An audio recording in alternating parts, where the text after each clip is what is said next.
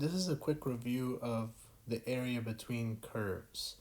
If you remember, when we did Riemann sums, that was our way of trying to figure out the area under a curve by creating many rectangles that would approximate the area under that curve.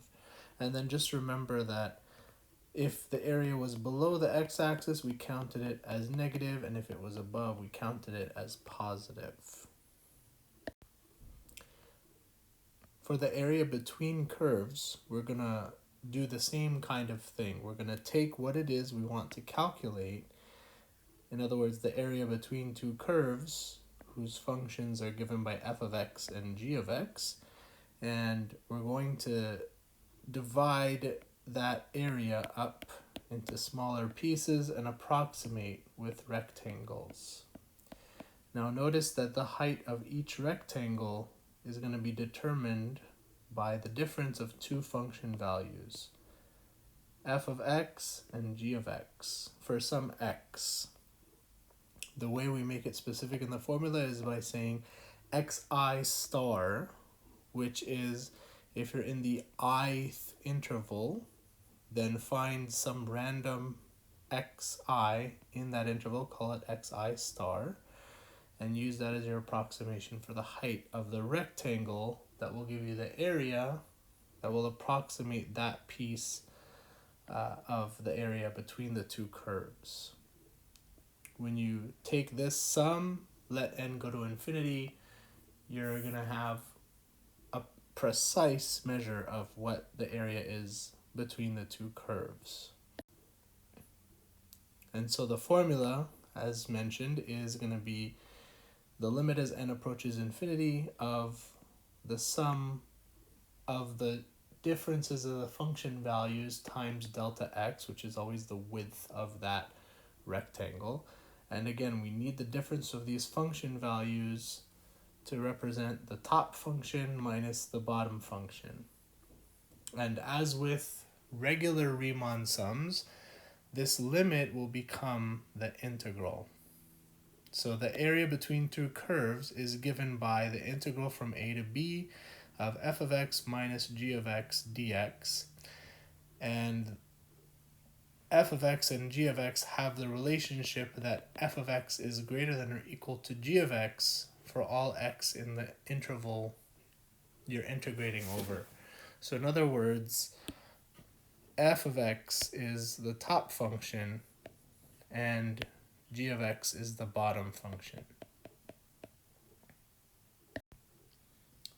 For example, let's say we want to find the area of the region bounded above by y equals x squared plus 1, which we should remember is a parabola, bounded below by y equals x, which is a line, in particular the line that goes with the identity function, and on the sides by x equals 0 and x equals 1. We should recall x equals 0 and x equals 1 are vertical lines. Let's draw a picture of the situation. We'll start with y equals x squared plus 1. That's going to be the standard y equals x squared parabola, but just shifted up 1. So I'm going to make my points here for the parabola. And there we go. Bounded below by y equals x. We'll do that in this lighter blue color. That's the line where the y coordinate and the x coordinates are equal to each other.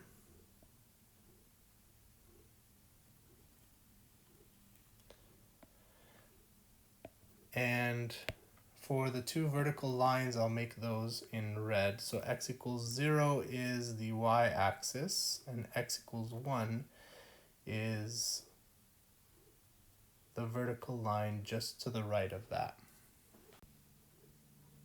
I've just reproduced a piece of this graph over here on the left, and I'm going to zoom in. And what we can see, well, first of all, we can see that my drawing is not very nice, but we can also see that there's a particular area that they're asking us to calculate. It's the area of this region here, bounded above by the parabola x squared plus 1, bounded below by the scraggly line I drew, y equals x, and on the sides by those two vertical lines. So how would we find this area? Well, we need to acknowledge that the top function is going to be this parabola, and the bottom function is going to be the line. And these two pieces of information are telling us we're integrating from what to what. So I'm going to move this picture over here since that's the part we care about anyway, and I'll do my calculation over here on the left. So according to the formula, we have a equals integral from a to b of f of x minus g of x dx. So the integral is going to go from 0 to 1. So those are going to be the bounds of integration. And then my top function, again, in this region, the top function is this parabola. So I'll write that as my top function, my f of x. And then the bottom function is going to be that line, x. And we're integrating that with respect to x. So what we have then is just a straightforward integral of a polynomial.